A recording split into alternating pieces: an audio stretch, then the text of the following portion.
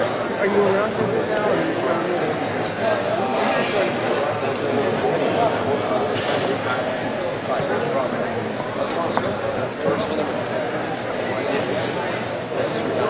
Are you an architect? Oh, yeah? Very nice. Okay, so, how do I do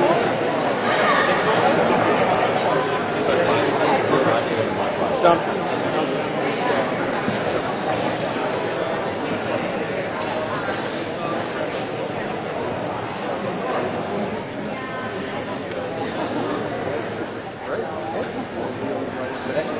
Nice to see you. George Smitherman was just standing over there. Yeah, I saw him shaking hands. Right. And Joe Pantalone, I believe he's over there. Yeah, I saw him too. Okay, so there you go. Rossi and Sarah Thompson, and I don't know who else is going to be. I think all five are supposed to be. Okay.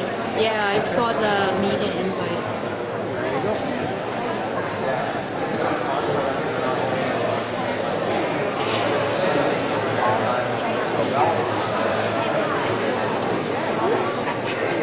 Exchange, Canada's National Design Center.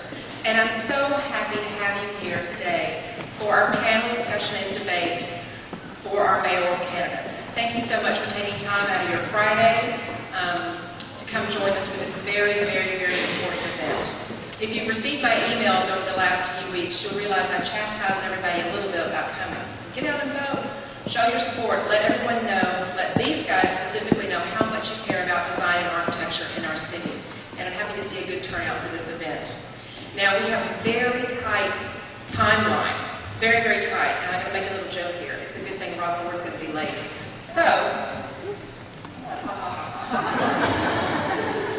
anyway, somebody said, you should tell everybody Rob's stuck in traffic. Actually, he's just delayed at a meeting in Niagara Falls. He will be here. Above anything, we have to have a sense of humor, right? I am so pleased to introduce our first moderator and also a new Design Exchange board member. He is an architect and an urban designer, and he's also the dean of the Daniel School of Architecture. Please welcome Richard Summers.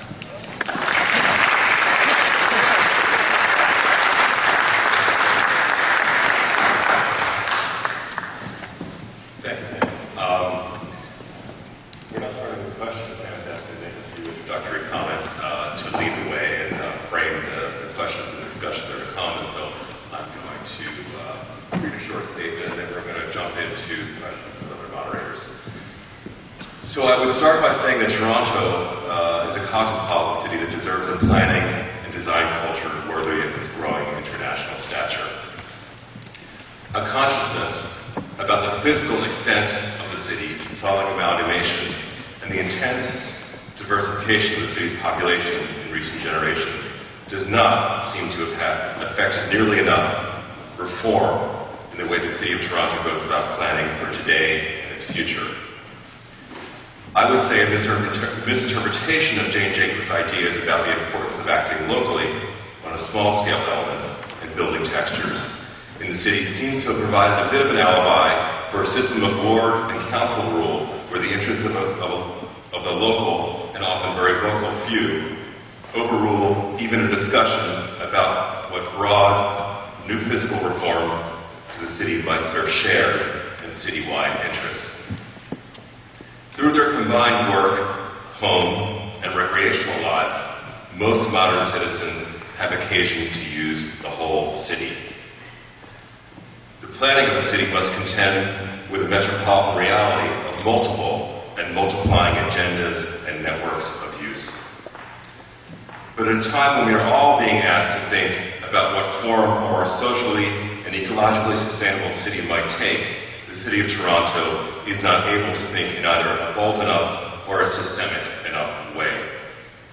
It seems the city is all tactics and no strategy. To start, the city's leadership needs to make a better account of and make equations between the schemes being pursued by various public and private forces in the city. This would include the work of bureaucracies associated with planning and regulating transportation, housing, parks, and land conservation, and of course, use and density zoning, to name just a few. But taking into account and making equations between existing schemes will not be enough. There needs to be a bigger design picture, or set of pictures, to which the piecemeal and incremental projects that build the city over time can aspire, and ultimately be measured, because that's a critical thing. Toronto needs vision and leadership to design a better city. I am relatively new to Toronto, but I know that in previous eras, under the leadership of mayors like Crombie, the City of Toronto bucked all of the trends, and working with the design community and the universities, developed an exemplary approach to urban design that created the vibrant downtown that Toronto has today, and it is unique among North American cities and many others. Yet today, Toronto has lost its edge in the development of the urban realm. In other places, London, Shanghai, Chicago, Paris, Reykjavik, they are addressing both the challenge of bringing the older parts of their cities together with new territories and using emerging sustainable technologies to transform the way in which you're making buildings and landscapes. To compete on this world stage and to improve the everyday lives of its citizens, Toronto will need to think about a better designed city, and its next mayor will need to lead the way.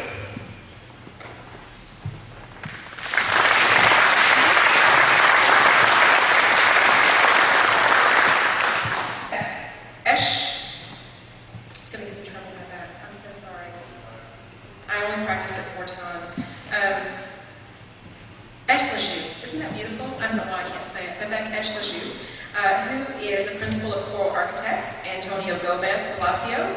Yours is much easier, Antonio, because I grew up in Texas. Partner or Office for Urbanism, and Paul Oberman, who's our president and CEO of Woodcliff Development, and also a board member of the Design Exchange. One thing is, I want to let you know what's going on today. These are our topics that we're going to discuss today, and each moderator will take a different topic. So first, we are going to have a design vision. Second, the added value of planning and design. Third, livable city. Some things never match, but hey, that happens. And planning and design, approval and regulation, sustainability, and urban preservation. So I hope you stay here until the end, around 4:30ish. And for the VIPs, we also have a VIP reception and exhibition hall. Now, also importantly, you will be involved in this. You have cards and pencils on your chairs. If you think of a question, please write it down. If you have more than one, snatch some paper from your neighbor. When you're finished with those questions throughout the debate, we'll pass them down to the end, and the audience will I'll pick some questions for the audience to ask. Okay? So, to move on, Paul Oberman. Than ever before. And Toronto has a more secure economy than most in North America and throughout the world. Yet we're not leveraging our position to build a better, more beautiful, more sustainable city. Given the projected population increases and the up to now unaddressed issue of how to plan and design a much larger metropolitan area in the amalgamated city, do you all agree that we need to be first designing and then building a more sustainable, well-crafted, and livable city? And if so, do you really think this can be done without spending more money now?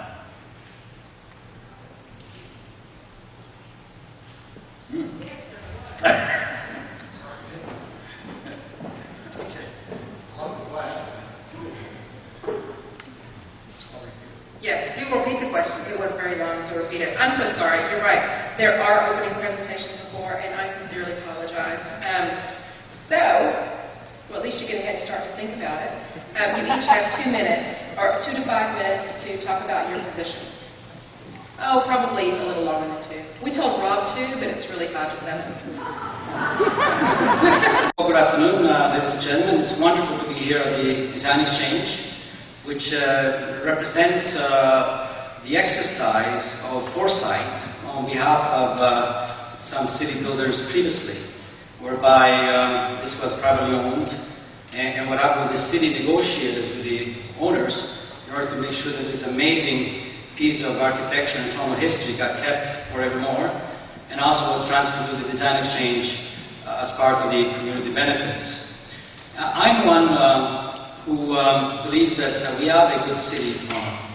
We have a few challenges, yes, and those challenges need to become through investments. Where is Toronto now, and where should Toronto be? In terms of where Toronto is now, you always have to compare yourself with other cities. And if you look at what others have said, National Geographic said that Toronto was the best city in the world to live in. Fortune magazine said we are the first best city in the world to live and work in.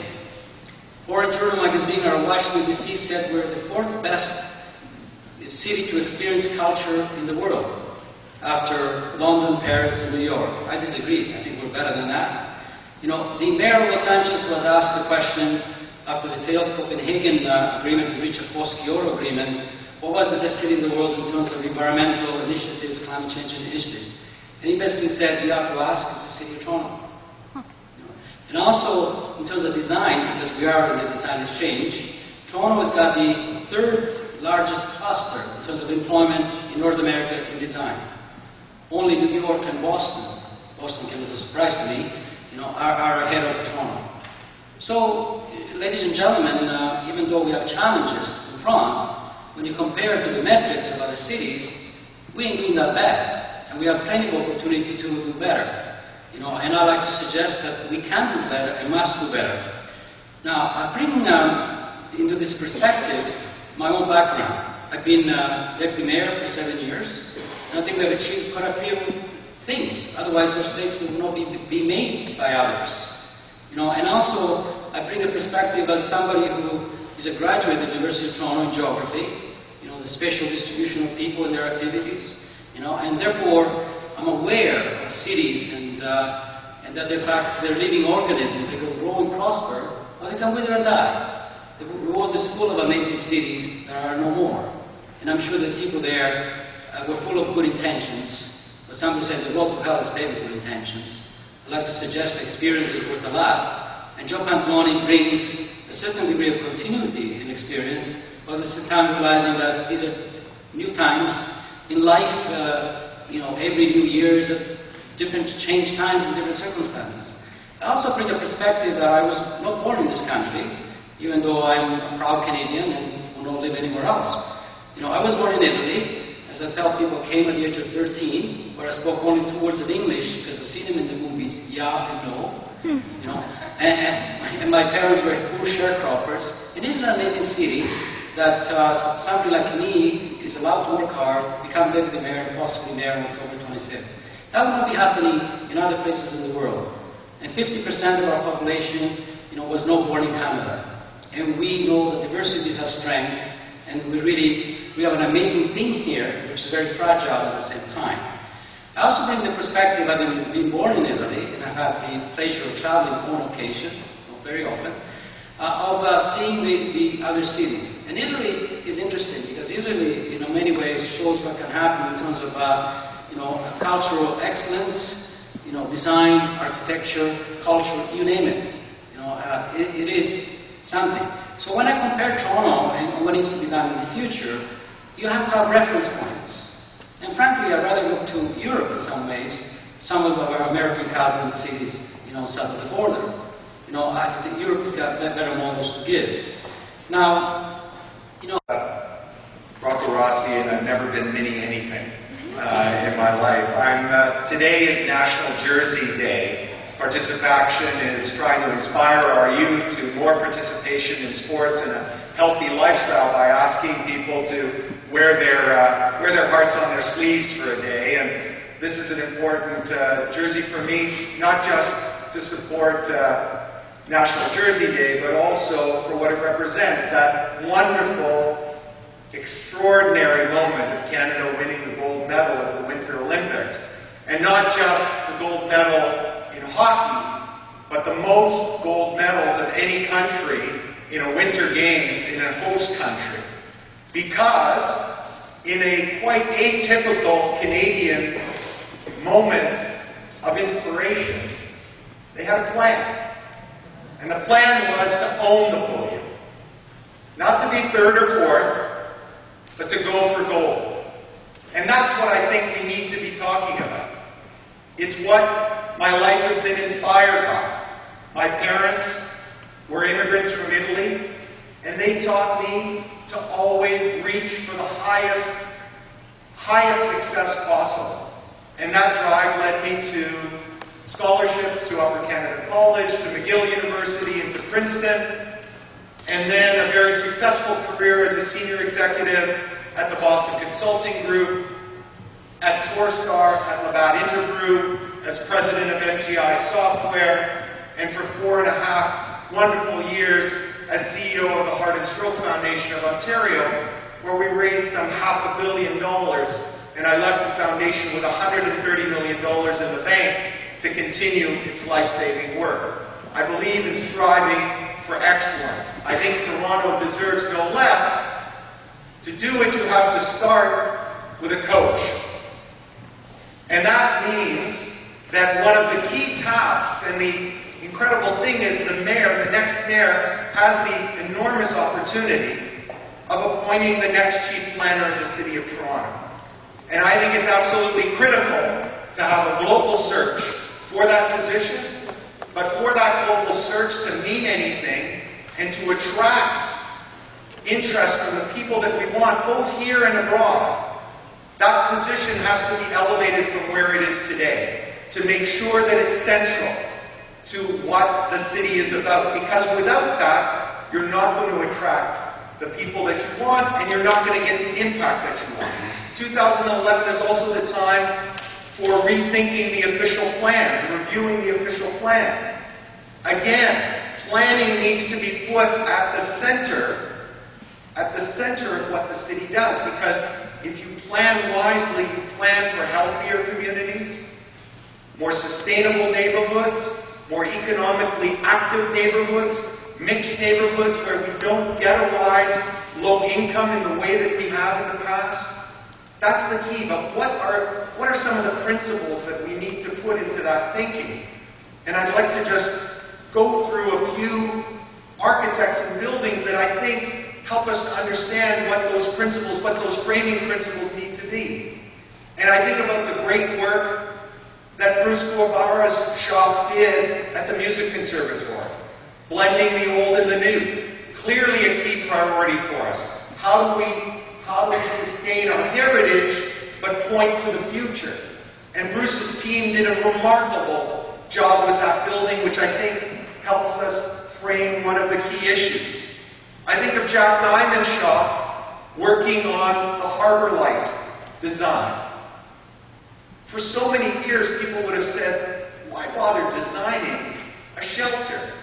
This is just going to be for homeless people. Let's make it cheap and cheerful. Let's make it functional. No.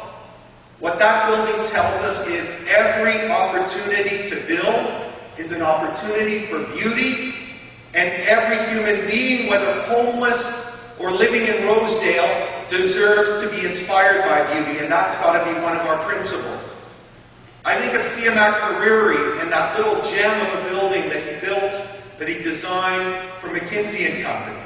Not just because of the beautiful design, because it points to another principle, which is that we have to come up with creative funding formulas. Because at the end of a 20-year period, that building that sits on land that was rented by the U of T will go back to the U of T. So the public realm has an opportunity with proper partnerships to expand in a way that's economically viable.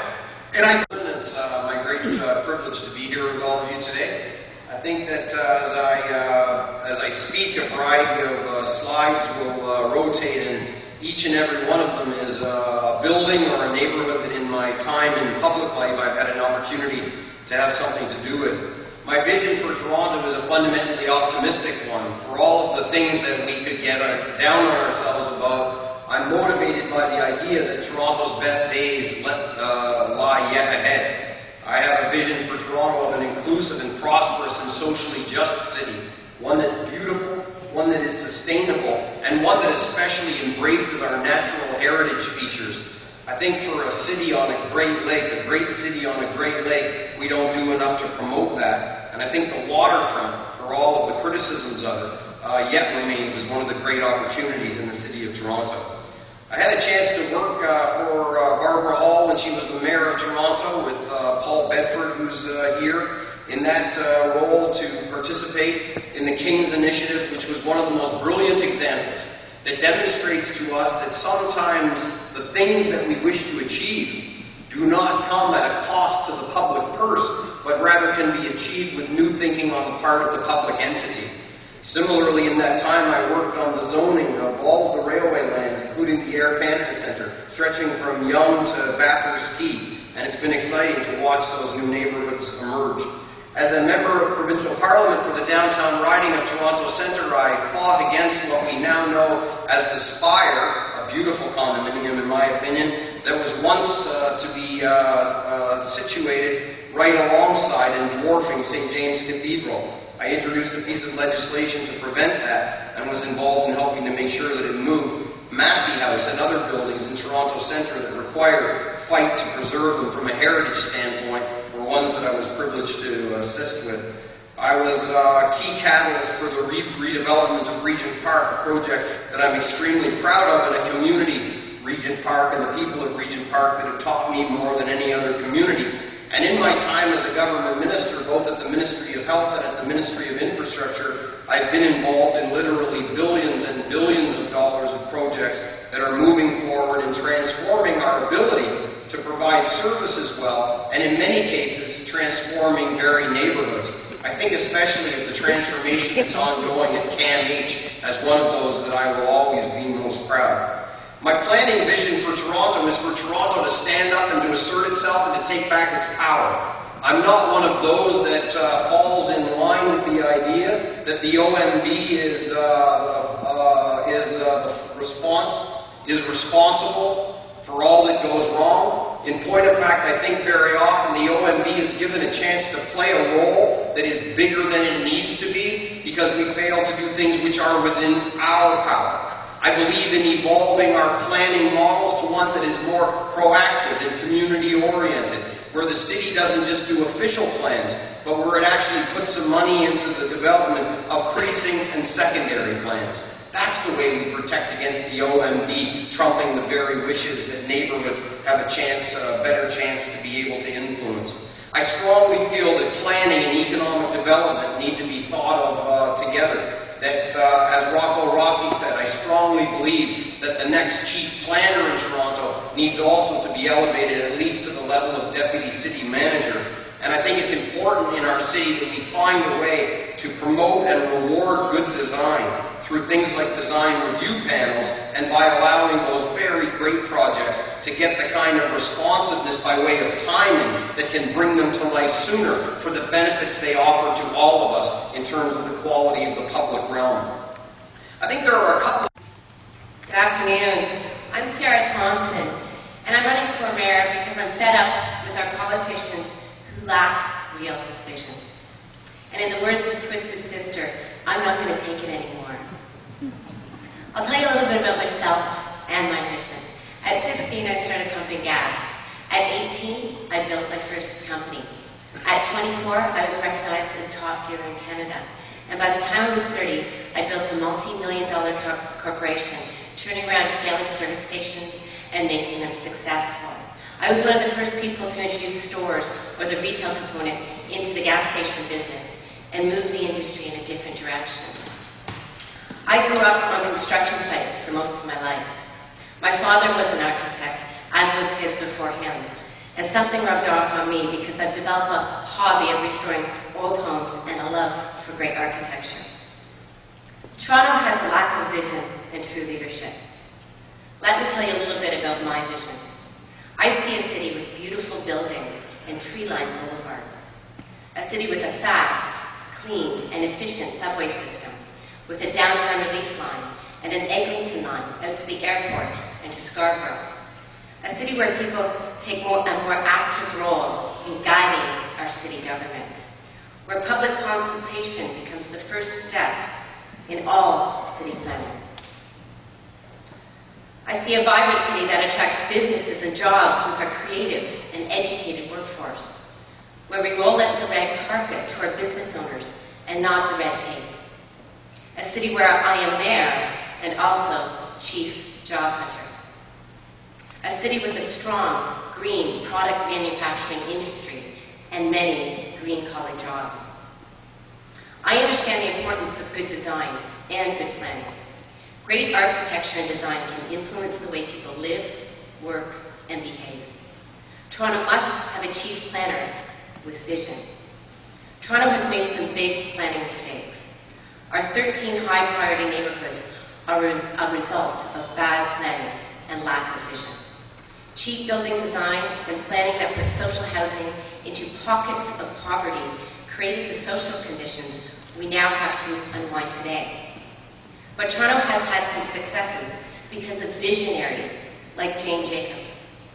The St. Lawrence Market area is a great example of mixed use, mixed income, planned and built properly. It is a wonderful success today. A Sarah Thompson administration will replace short-term political thinking with long-term vision. Short-term thinking has increasingly taken hold of the decision-making process at City Hall. I was the first candidate to make a case for long-term vision when it comes to planning our transit system. Budgetary constraints should never outweigh responsible long-term planning. A Sarah Thompson administration will expand Toronto's subway system, and I have a 4-point funding model to do this. The first one is rush hour tolls on the DVP and Gardner Expressway to get our commuters coming in to help us pay for the expansion of our subway system.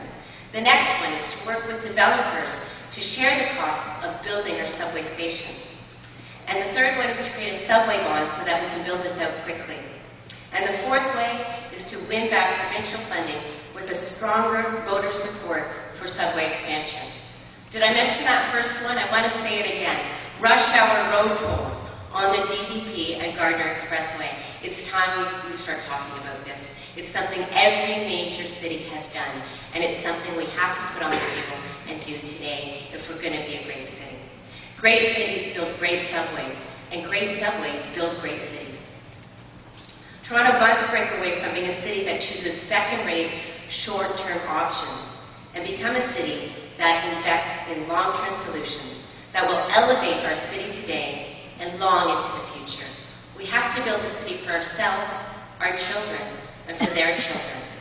My vision for Toronto is a city where our youth, our entrepreneurs, our innovators, and our people get a better shot at achieving their dreams. I think that's a vision we can all take pride in. On October 25th, please vote for me, Sarah Thompson. Increases, and up to now, the unaddressed issue of how to plan and design a much larger metropolitan area of the amalgamated city. Do you all agree that we need to be first designing and then building a more sustainable, well-crafted, and livable city? And if so, do you really think this can be done without spending more money now? Well, the answer is an absolute no. And to begin with, when I'm mayor, Paul, I'm not calling, as has been suggested. It's supposed to be a joke, it's supposed to smile. Anyway, okay, that's where it goes. Some jokes will do that. Okay, well, I absolutely not.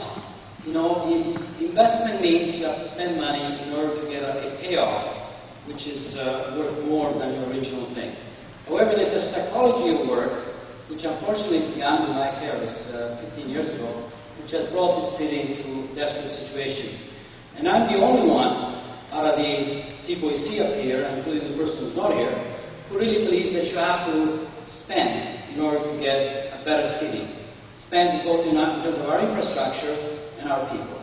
And let me explain. I believe, for example, the Transit City, which is, by the way, is the only plan that is approved. You know, the City of Toronto has approved it after many consultations. The province of Ontario has approved it. The Metrolinx Go Transit has approved it.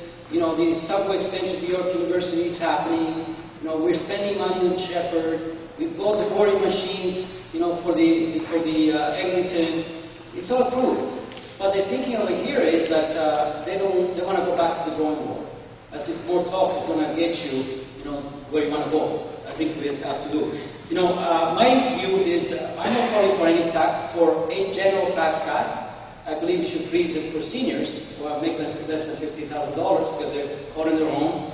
I believe that land transfer taxes need to stay, and I believe in inflationary increases. And I believe also that we have to go to the province and the feds who collect 92% of the taxes out of this urban area, and the city gets 8%, they don't invest back. All my opponents want to shrink the city. You know, Mr. Smitherman wants to give a tax freeze. He wants to do more with less. I don't know how that works. How much? Elected mayor, I've had the great benefit of being able to call on him before, and will continue to do so both in the election and afterwards. I really resent being called a mini Mike Harris, because what we have here is Miller Lite. And depending on what you thought of the last 7 years, it either tastes great or is less filling. And I think it's less filling. I am not here to bribe you with your own money so I can beggar the city. Unlike all of the other competitors, except for Mr. Pantalone, I'll give him this. I'm not calling for freezes or cuts, because I've looked at the numbers, I've looked at the projections from the Board of Trade, from TD Financial, and you just can't square the circle in time to do the kind of cuts and freezes that are being talked about and deliver the city that we all want. In fact, I think the situation is at a level of desperation, not quite in Mr. Pantalone's terms, but also that the financial situation of the senior orders of government, provincial and federal, are in many respects even worse, so that not only do we need to not cut, but I've said, because we're all adults here and we have to have a real conversation, that if we're going to get the infrastructure spending that we need at the appropriate level, then we're also going to look to exchange less strategic assets for more strategic assets by paying down our debt and freeing up the $450 million a year that each year we're paying to bankers in interest and principal, instead of investing in things that we really need and want, like expanded transit. And the reason that I don't want to settle just for Transit City is we know that we need more of a mix of subway, LRT, bus rapid transit, and that means we've got to put more money on the table, and that's what I'm prepared to do. $3 billion worth of assets. We know Toronto Hydro could fetch maybe about $1 billion of that. I don't know what other assets he proposes to sell, maybe the parking authority as an example. But you start to sell these assets that are producing operating revenue to the city, and you're also causing yourself some fiscal constraint. Please keep in mind that in the last 7 years, the City of Toronto has gained a share of the federal gas tax, a share of the provincial gas tax, introduced a land transfer tax, a vehicle registration tax, a new tax on advertising, a fee on garbage collection, has had many costs uploaded by the province of Ontario, with a plan to continue to do so each year, increasing through 2016. Tax increases most years at or above the rate of inflation. The revenues there have grown quite a bit. I want to make investments in capital and in transit in particular. In order to achieve that, we're going to have to be very, very precise about narrowing our focus of what the city can do. And it will be necessary to make some operational cost adjustments. On September 27th, I will present this plan in great detail, and I hope in a fashion that is striking a new tone of transparency that the citizens can actually follow along. If I'm elected mayor, I will be the budget chief for 1 year. I will lead a 100-day review of the city's books, and I dare say that we will have to stop doing some things that we've been doing so we can focus on what we must do to live up to the full potential of our city. At the heart of it, I am not one of those, but they are here. Oh, 2 are here and 1 is missing, who say that all debt is bad debt and the municipalities ought not have some. I think that Toronto has a manageable level of debt. We need to continue to make sure that it is manageable. And I have, as a government minister, been involved in some of the most aggressive expansion and investments in infrastructure known in the history of the country called Canada. Thank you very much. And especially in our transit infrastructure. We must change the planning process as well and put public consultation first. We have to invite our architects, our designers, we have to get that knowledge into City Hall. Look at the great businesses like Luminato, TIFF, Nuit Blanche. All these creative people came up with great, viable businesses that and their DNA we need to transfer into City Hall. If you look at areas where we want to development, I believe we have to focus on those, and we have to pre-zone those areas to get the kind of development we need. I want to bring in a chief planner with vision. A Sarah Thompson administration will push for a green economy, more green jobs, and more green product manufacturing. We must create a buy local, use local program. There's so many great designers and architects right out there. We have to start consulting them. I've talked about a Design for Excellence program where we bring a working group of designers and architects together to give that Design for Excellence standard on all designs that come in. And the first step will be public consultation first. Mr. Pantalone has talked about subways. I want to bring that up. Mr. Pantalone believes that we can't afford subway system. We have to go with the cheaper light rail or streetcar system. Do not believe him. As I said, I have a 4-point funding model. Did I mention rush hour road tolls? Okay, we can't afford it. We just have to have the vision and the will to do it. Subways bring development to areas that need it most. They're a long-term strategy for economic growth. They're the way to build the city of the future. Thank you. For prehistoric thinking in transportation, sustainability, and park planning. For his amazing, interesting underground super expressway, which Fred Flintstone will be proud of. So, Mr. Rossi, I don't know if you want to take this or not, but here it is. You're the winner of the Fred Flintstone Award in the City of Toronto. Congratulations.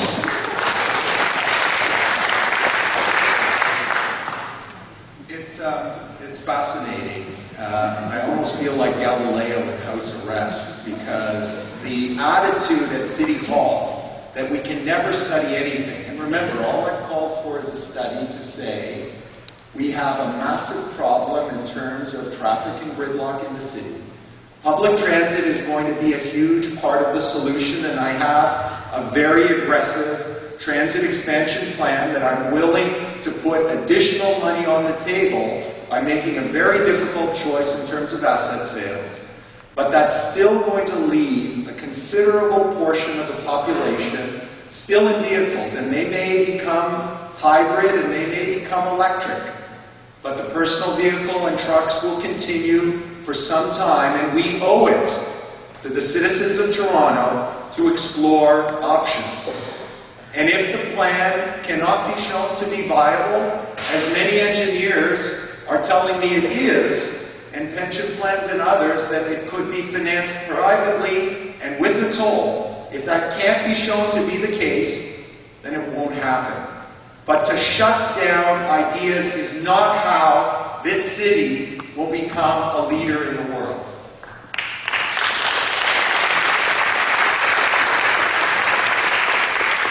I don't mind all of that speech, Mr. Rossi, but I think the one place where it falls a bit short is that you have said clearly that you're willing to sell off, in fact, that your plan is to sell off $3 billion in assets. You value Toronto Hydro on a CP24 debate at $2.5 billion, but pretty much everybody else says it's somewhere just under or around $1 billion at the most. And you haven't really come clean with people about what other assets you're planning to put on the block. So I think before you move to the dreamscape of tunneling the Spadina Expressway and such, maybe you should still freshen up the storyline about where those $3 billion are going to come from. I want to say to Councillor Pantalone that I think that people of progressive values in the timetable, in the times that we are in, have an obligation to recognize that the coffers are going to be, this is going to be very challenging the next number of years. I want to make progress too, and I was pleased that he talked about the Spadina expansion to York University and beyond, the Shepherd LRT and the Eglinton LRT, because those are all projects that I helped to lead as a representative of Toronto in the provincial government. Thank you.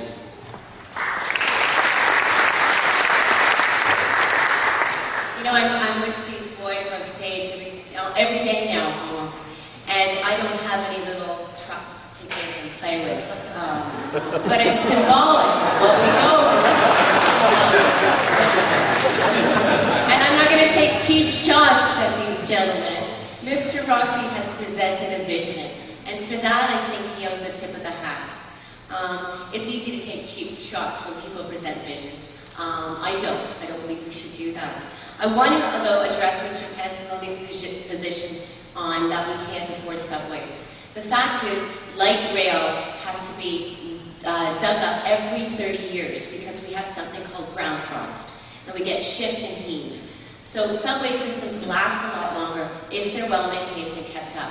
I've suggested that we can use the light rail that we have purchased underground, build the subway tunnels for light rail, but make sure we have that vision to build them right, so when we need to put subways in them, we can. And thank you. Ask the question, and you'll all have 2 minutes to respond. But then I'll ask a quick question, and I won't give you much chance to think about it. You'll get about a minute to respond to the question, and it'll be a slightly different question for each one of you. So the second topic that we want to talk about is the notion of added value of planning and design. And as you can see the text in front of you, I get to read that. Design is one of the best ways to attract tourists, businesses, and make cities livable. Design, architecture, and urban planning have a tremendous influence on our quality of life and can be used to create a sense of place and belonging within our city. So the question that I want all of you to respond to is, how are the design disciplines prioritized as part of city building agenda? I want to ask, do you have architects advising your campaigns? And I'd like you each to give us an example of where you see design and architecture being leveraged to deliver your vision for the city. And I'll ask this round to start with Joe. Please. Well, I agree completely that design adds incredible value. You know, people don't want to go tourism, you mentioned. I'm the executive of Tourism Toronto. I've been for a number of years. I know the importance of tourism. And when you go visit another city, you don't want to see the same old. You know, what has defined Toronto is that Toronto City Hall, for example, which represented an amazing effort. And actually, I've been, you know, walking the walk as well as talking the talk. I've been chair of Exhibition Place for almost 15 years. And what have we created there? Hexagonal design in terms of the direct energy center, amazing design.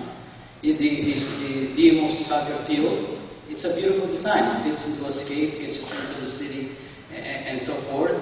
The Austrian Center, the old building, which restored an amazing Art Deco building from the outside, has never been looked better. And inside is made of very relevant. Liberty Grand, which has taken a Beaux-Arts architectural design and given it a 365-day life. As opposed to Mr. Spinman, and I'm sorry I can't help but take this shot, because me and David Crombie led a team which brought recommendations to the provincial government to amalgamate Ontario Place and Exhibition Place. Okay? We led the team. And he was deputy premier, and then suddenly, they didn't do anything. But once in a while they come out, let's do it. They like to talk about it, but not do it.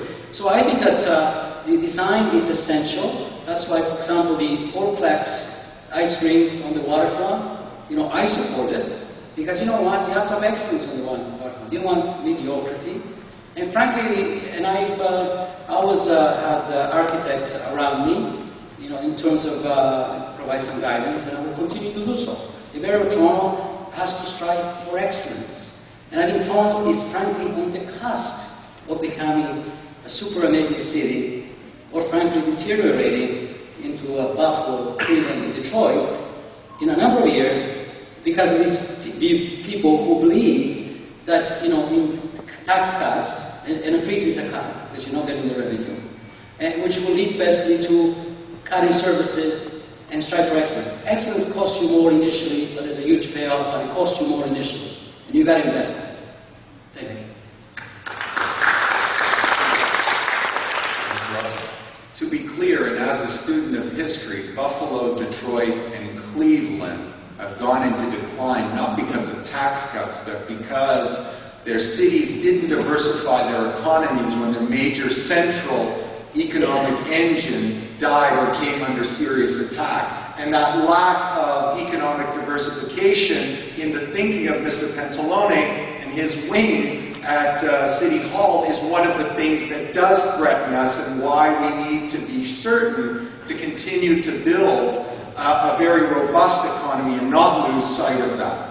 When it comes to design and architecture, absolutely it becomes part of the magnet, because people are drawn to beauty.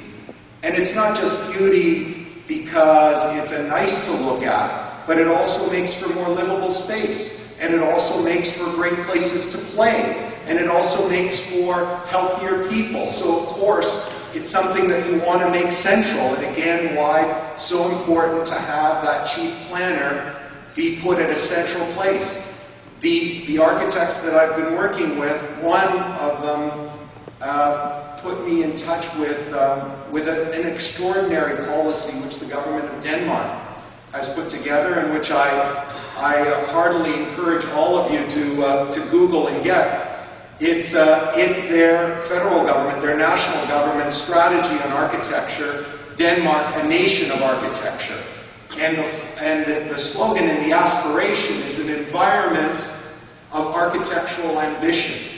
And that's what I want for Toronto. And that's why I'm prepared to make some tough choices, but not cuts, but tough choices in exchanging certain assets. And you're never going to, when you're in the process of a sale, undersell what your asset is worth, Mr. Smitherman. So of course I'm never going to undersell that number. But we have minority position in Enwave. We also have significant tracts of surplus land. We have over $1 billion worth of land with Build Toronto. And Build Toronto should not compete with the private sector. That land should be processed in such a way that we get the money and that pays down debt.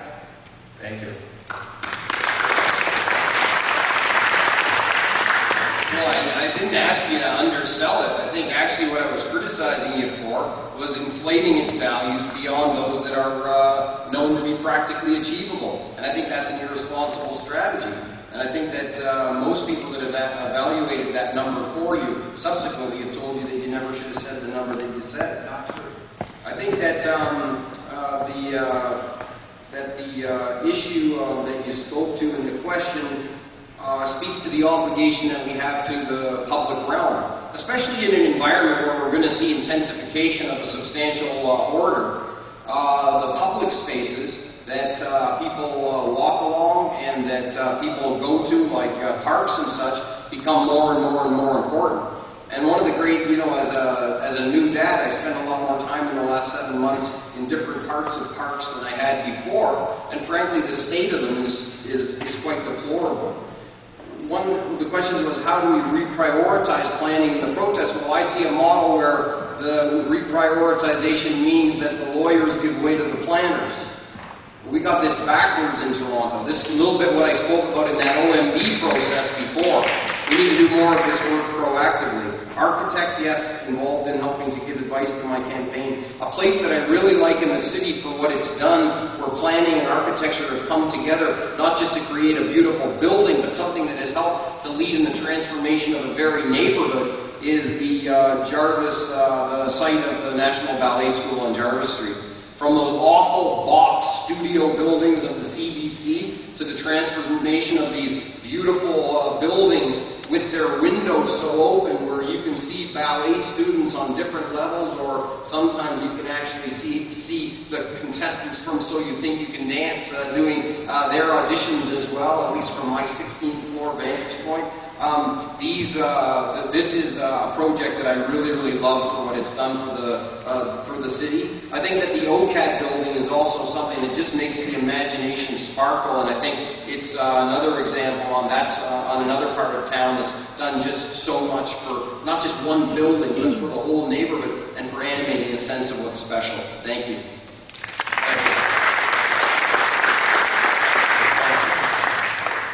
Yes, design has huge value both for tourism and quality of life in our city.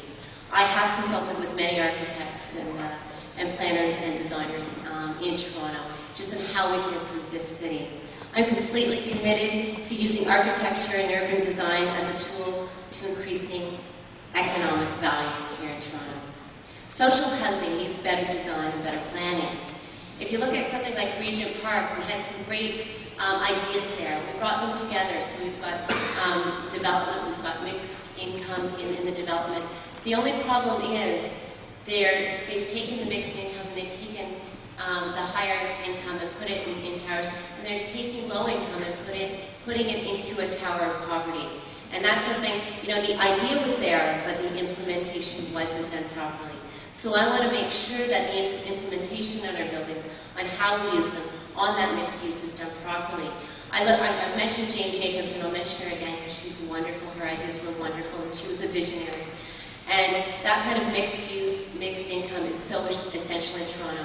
We need to spread it out across Toronto. We need to do something about our high priority neighborhoods. When you focus pockets of poverty, all the elements of crime and the issues that come up with that develop. So what we need to do is spread that out. We need to spread out our low income. And studies are showing now a 10% ratio is about the best we can do. And that's what it has been done at, say, the St. Lawrence Market. So I believe we have to use proper planning, proper design. We have so many great architects and designers in this city, and they're not being recognized. I can't believe how many plans the city goes forward with. And they get people from other cities and other countries. Let's recognize the talent we have here. Let's buy local, let's use local, and let's build our city together. That is because a couple of years ago somebody showed up on the scene by the name of Barack Obama. And so it was one of the best things that happened to me. Nowadays I just say, just take the R, put the B in. So what I'm hoping for is somebody will show up on the American scene with a name similar to SLG.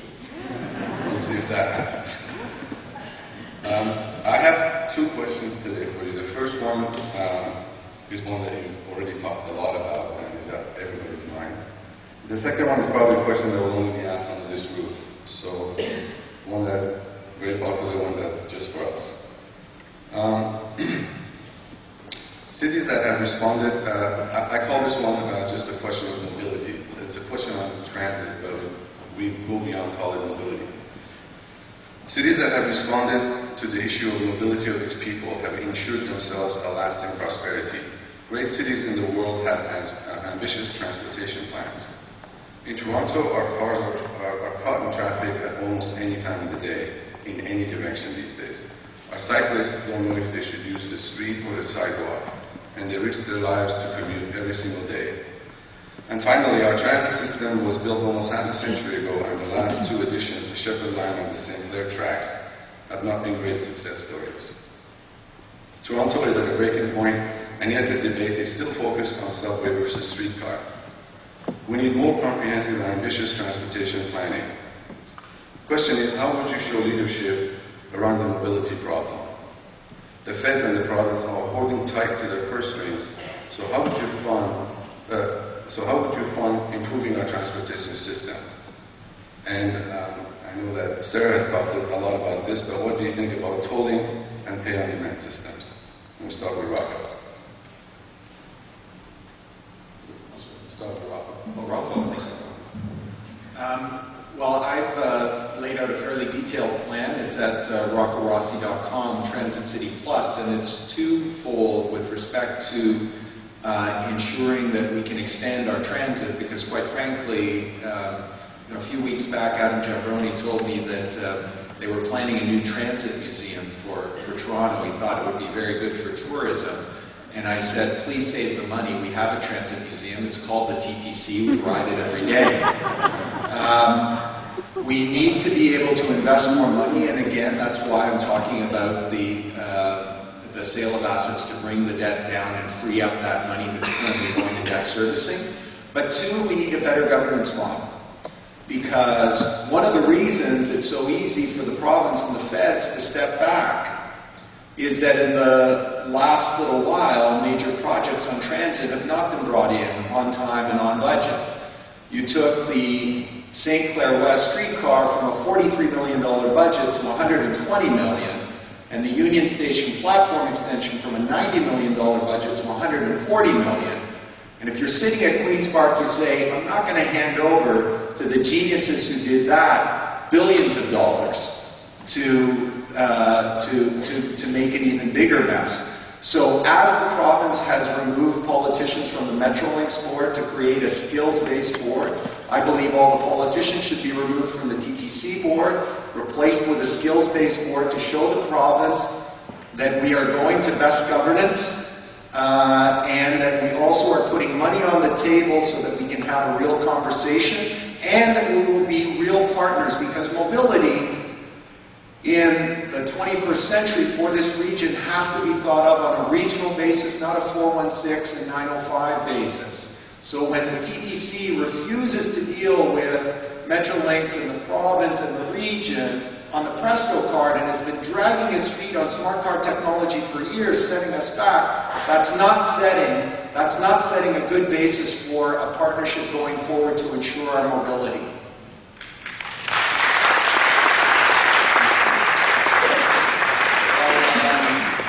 I'm the son of a truck driver, so no matter whether you measure the transportation gridlock from the economic, from the environmental, or especially from the quality of life standpoint, if we're going to continue to say the cost of it each year is $2 to $5 billion, then we ought to show some urgency in terms of what we're prepared to do. And I just want to say that I know lots of people like to throw out the federal and provincial government in one sentence as if they've been equally supportive or equally non-supportive, but the orders of magnitude here bear repeating. In the next 10 years in Toronto, the provincial government has $11 billion committed for transit. The federal government has $1 billion committed. I propose in my plan that Toronto supplement that with $3.8 billion. By concentrating resources in a transit trust. The map of my plan of transit, which is neither LRTs or subways, but rather a sensible combination of both, can be found in the brochure which we have here in the hall. But I think it's a really, really important time that people of this generation live up to what Big Daddy Gardner and those did in their time. The time for talk is over. My plan is ambitious, and it reaches in all directions. And it reaches to our borders as well, because I'm not interested in being a mayor of Toronto where Toronto continues to project itself as some parochial entity, as was demonstrated as an example on the fare card conversation. I believe in Metrolinx, and I believe that Metrolinx is where the conversation needs to occur with respect to tolling or other forms of congestion charges. Everybody likes to talk about tolling, especially the lady to my left, which is wonderful. Except that it is not necessarily the most efficient way to get some additional resource. It's pretty expensive in terms of a dollar collected and how much is spent, but at the heart of it, we have to have the conversation, and I'm very proud to have been part of a government that moved forward with Metrolinx, and I think Metrolinx is where that conversation needs to take place. Never on a Toronto alone basis should tolling or road congestion be considered, only on a regional basis. Thank you.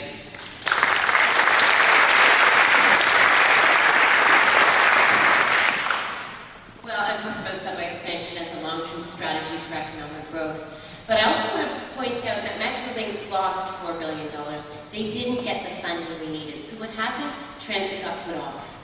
And I don't want that to happen. That's why I've suggested rush hour road tolls. We need a little bit of position of strength. And right now, going hand in hand, every time we need money to the province and begging for it, doesn't give us that position of strength to negotiate from. So that's why I've said we need to become more self-sustaining, to come up with solutions to actually getting the building going. And I've also stated that for the rush hour road tolls, we need to put a sunset clause on them. All the money has to go to subway expansion only, so that after my 2 terms in office, the politicians coming after me won't be able to use the money for anything else. And we all know politicians, they don't like to give away any funding. So I believe we can go on with our subway expansion indefinitely until we get the subway system we really deserve. The subway system that New York has, that London has. Imagine that. Imagine where Toronto could be if we had an expansive subway system. And now that we're imagining, it's time to say great words from Barack Obama, yes, we can.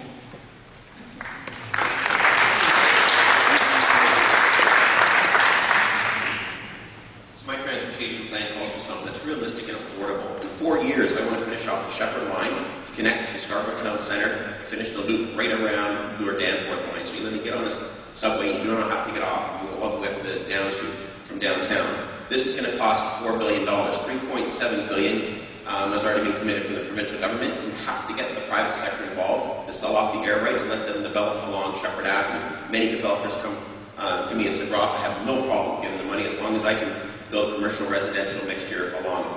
That's how we have to get involved. But we can't depend on the provincial and federal government. Okay? For example, the ice pad that we're just proposing, we have $34 million. And they want to build an $88 million ice pad.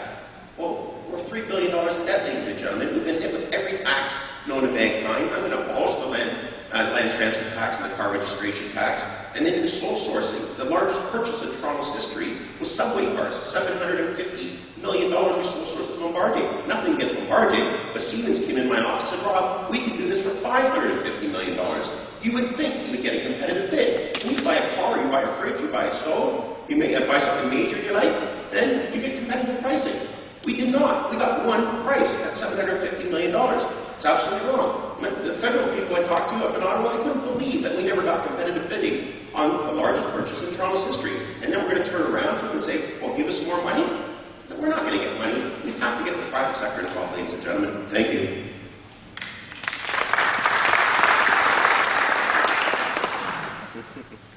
Well, transportation is the biggest threat to success and viability of this urban area, not only the city of Toronto, but the greater Toronto area. Let there be no illusion about it. You know, the OECD says we lose $5 billion in productivity, you know, because of congestion. And that's getting worse as the population increases, which is a good thing. You know, people want to live here. And also it's bad for the environment, because if you're stuck in the car, you're polluting. It's also bad for quality of life. You're stuck in the car, you know, you're not where you want to be. And frankly, we have a disassembled urban area, where if you live in parts of Scarborough, you cannot go to the airport to get a job there, or even take the plane, you know, because you can't go there from here. And that's why the province's cutting of $4 billion from Transit City, which hurt, by the way, those areas in our fellow Torontonians who live the most, parts of Scarborough, SRT, you know, we all know it's been shut down the last couple of days. Guess what? It's at the end of its capacity in terms of life, and doesn't have any additional sort of capacity in it. Should have been done. It's been deferred. No, the Finch corridor should have been done. It's been deferred. A big part of it. The parts of Westland should have been done. It's been deferred. In a way, the provincial government, and yes, they've done more than Mike Harris did, but that's not something to compare yourselves to, with all due respect. They led us to our generation, where we had 1.2 million people increase in the GTA, and no transit was built. And frankly, Mr. Smithman's and Mr. Rossi's or Mr. Ms. Thompson's and Mr. Ford's musings about going back to the drawing board and reinventing the plan means there's more talking. You know, I guess we've done a lot of talking since 1995, when Mr. Harris says you can't have 4 subways which were under construction, we'll give you half, which we ended up with the Shepherd. You know, we've got to start doing, ladies and gentlemen. You know, otherwise we're going to get worse. And second guessing it is not the way to do it. You know, their plans don't make any sense financially, in terms of demand, in terms of getting the job done. And you know, I'm a city builder. My father was a construction worker, building road down so I believe in complete streets, and I believe let's get on with it. Let's talk about Transit City the next phase, rather than trying to finish the job in terms of Transit City, which should have been, you know, we should not be hesitating on. After they're built. So this is a question that's actually not about money. This is really about values. The preservation of the built environment has played an historic role in helping maintain the vibrancy and character of Toronto, particularly in the older downtown areas. Yet the quality of older building stock varies greatly from neighborhood to neighborhood. And everything that is old may not be sustainable from either an environmental or social perspective. For example, substandard housing or industrial brownfields may require substantial transformations and reinvestment to become viable parts of the city.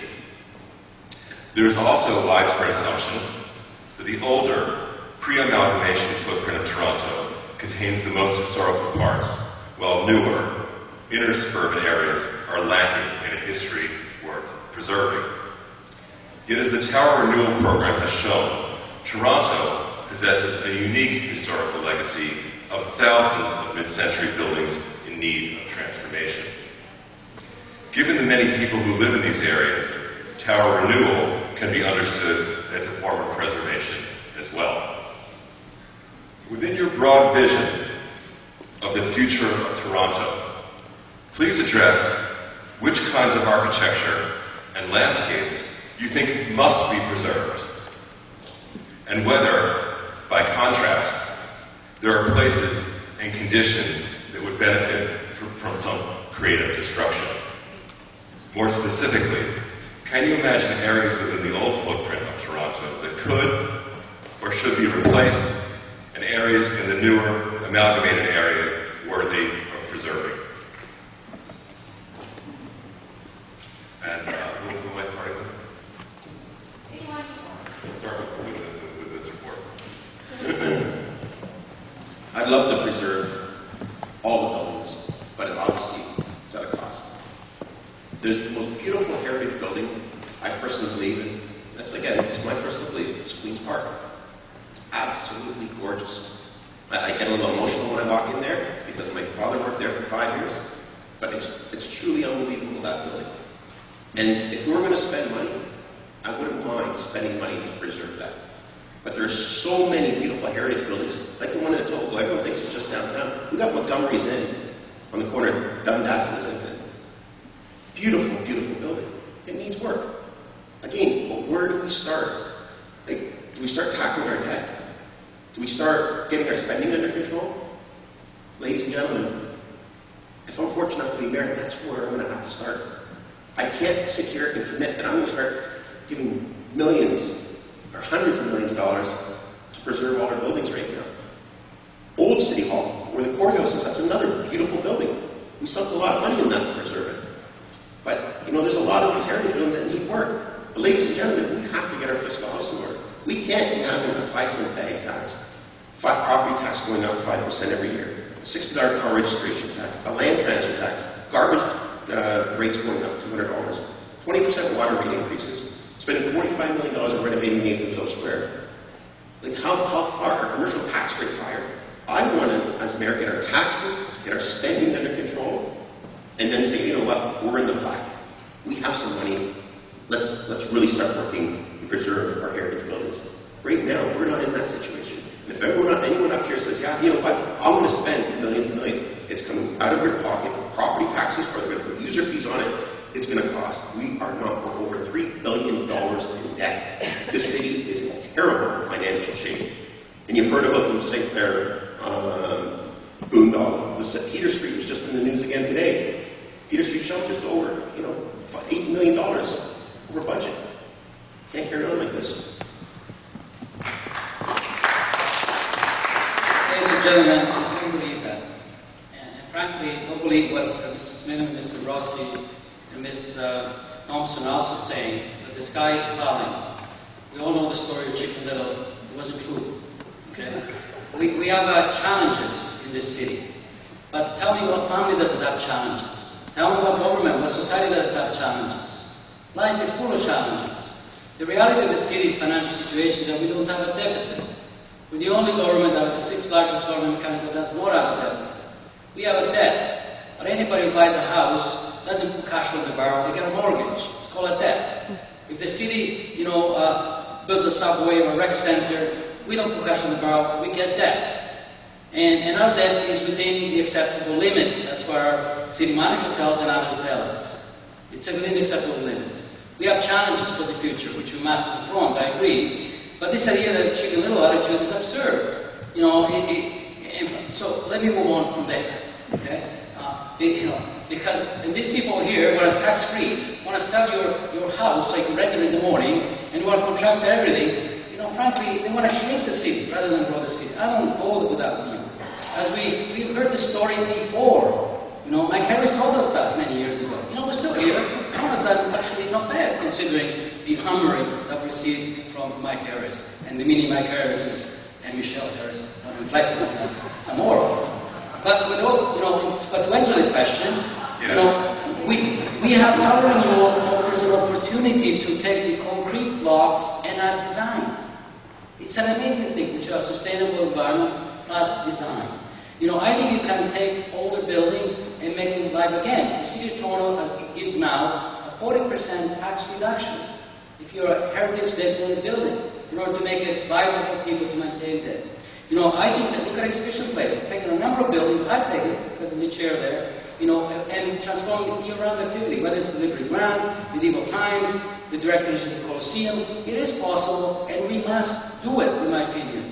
You know, all buildings add value. They don't take value. You just have to figure out the mechanism of doing it. But just to clarify, I'm talking about values and not what can cost more, because it can cost to tear down, build new, and it can cost to save. It depends what you're talking about. If you're talking about Regent Park, Lawrence Heights, demolish the place. There's nothing there to speak of. Those are all buildings too. You know, and that's what we're doing, and nobody's complaining as far as I can tell. You know, but on the other hand, if you're talking the 75% of the Toronto urban area, which under the official plan will stay what it is, you keep it as it is, because that's where the heritage is trapped in all our neighborhoods. And that's no threatening by development. Okay.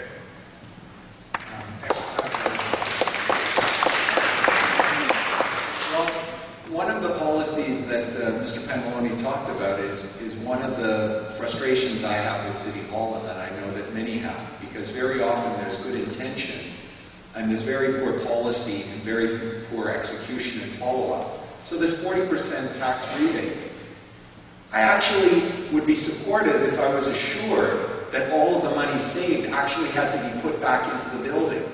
But it's not. You simply have to meet very minimal standards, and it stays there and you get the rebate. That's not smart, and the city, quite frankly, doesn't have the money to underwrite it if it doesn't do smart things. So let's start thinking smart. There is a reality in the disaffection of the inner suburbs, and Heritage is one of those areas where they've got a case. If you take a look at the current database of heritage properties, Toronto and East York has over 12,000. North York has 13,600. Etobicoke, York, 589, and Scarborough, 204. Now, there's no question there's history in the center of the city, but I would suggest that maybe the North York numbers had something to do with the fact that politically North York had a certain ascendancy a few years ago. And so there is justification in this disaffection, and we have to think about bringing it together. Another key area of, and for me, where one of the biggest problems comes on the heritage front is our churches.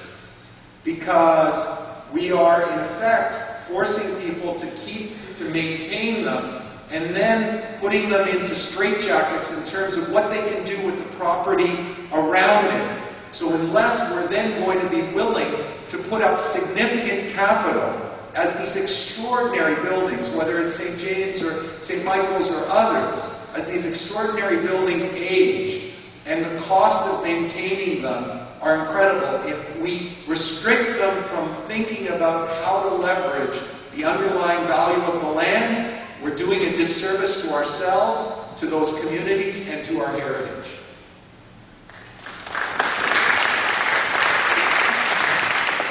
Well, as the author of the Protect St. James Cathedral Act in the Ontario Legislature, which helped to ensure that there wasn't a condominium built on their adjacent lands, which would have dwarfed their historic spire, which was once a navigational aid on Toronto Harbour, I don't agree with everything that Rocco Rossi just said. I do think that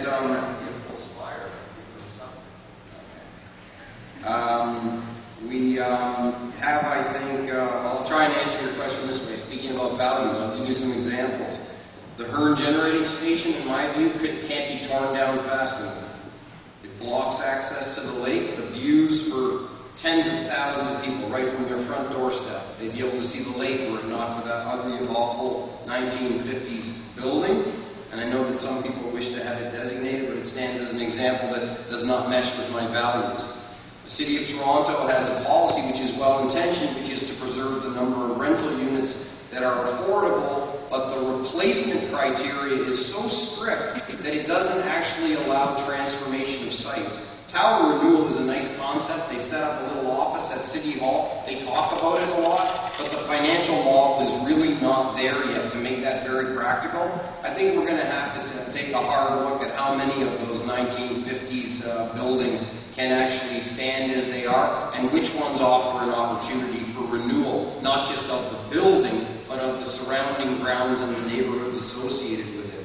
The places where I'm really inclined to fight the hardest for heritage is where you've got the combination of stable heritage-based neighborhoods and heritage storefronts. And I guess because I represented the St. Lawrence neighborhood and Cabbagetown as an example, these places really warrant great protection. I think we found extraordinary ways to creatively reuse buildings. Rocco talked about the Royal Conservatory. That's a beautiful example. I think Maple Leaf Gardens and the reuse that's going on there is really, really exciting. I think that I'd like to be able to talk longer, but the bell won't, so I'll stop.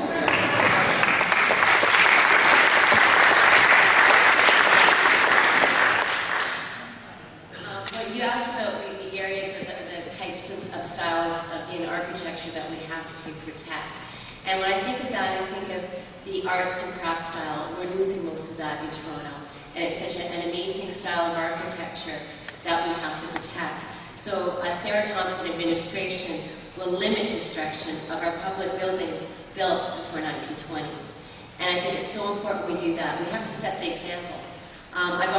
Some of the buildings I can think of would be the Old Mill, or the Witchwood Park area, which my grandfather actually was an architect in that area, built a number of those homes. Those are protected, thank goodness. But we have to go further. We have to look at areas in Etobicoke, in the beach, where we haven't got those protections, and put them in place. But I also want to broadcast them, because we have a real issue with people buying homes and saying, but I didn't know how old it was. I didn't know that this was protected. So I want to really broadcast those areas and designate areas with a concentration of heritage buildings as heritage conservation districts. But broadcast that, use the media, let people know this is an area.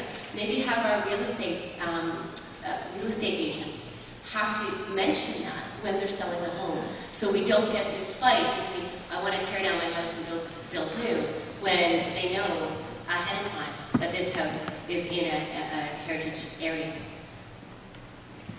Thank you.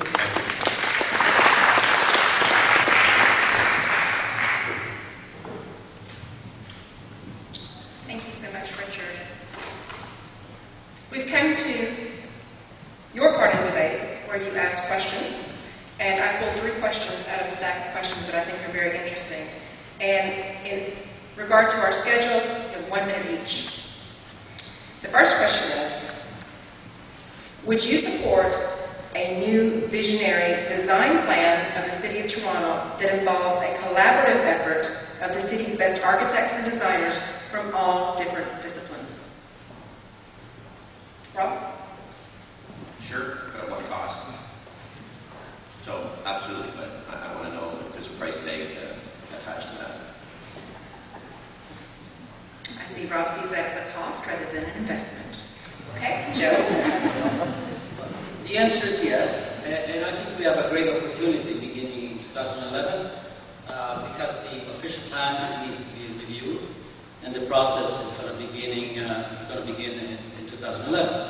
And that's with the time also we will be hiring a new chief planner, whom I believe has to report to the mayor as well as the city manager, in order to be more effective. And this is a great opportunity to bring these kind of elements to a level of excellence which we have strived for, partially achieved, and we can achieve even more.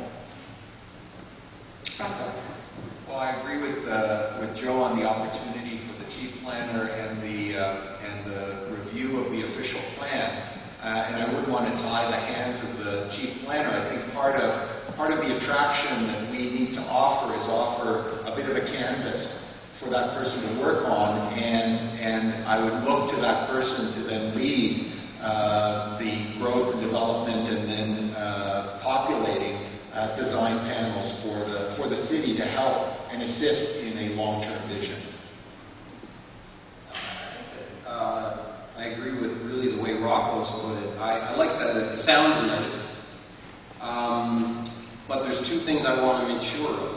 First is, I want to create in the city structure a chief planner who's got responsibilities also for economic development, who emerges as one of the most powerful forces in the whole city infrastructure and bureaucracy. And in bringing such a person forward, you hope that they're going to bring you wisdom beyond that which you might for yourself be able to offer. So that the tying your hands comment I align myself with. Also, I've mentioned several times today that I believe strenuously that our planning processes have to be more community focused, right down to the point that I want to reopen storefront planning offices as a motivation to revitalize, especially some of those neighborhoods that are most in need of it. So I want to be careful not to say yes to something if it means that from on high there are these standards which are then imposed upon a local neighborhood when I really feel that most of the value that we need to get a hold of is in the hearts and the minds and the views of the people that live in those neighborhoods. I'm sure these visions can be aligned, and I would just want to make sure that I was working with a new chief planner to make sure that we did it in a way that did not trump the voice of local communities, where especially I want planners and architects and designers to help us to animate the views of the local residents and to liberate all the opportunities, especially in neighborhoods in need of revitalization. Thank you. My answer is yes, yes, yes, and yes. The symbol of my campaign, you probably can't see it, is a key to opening the doors of City Hall.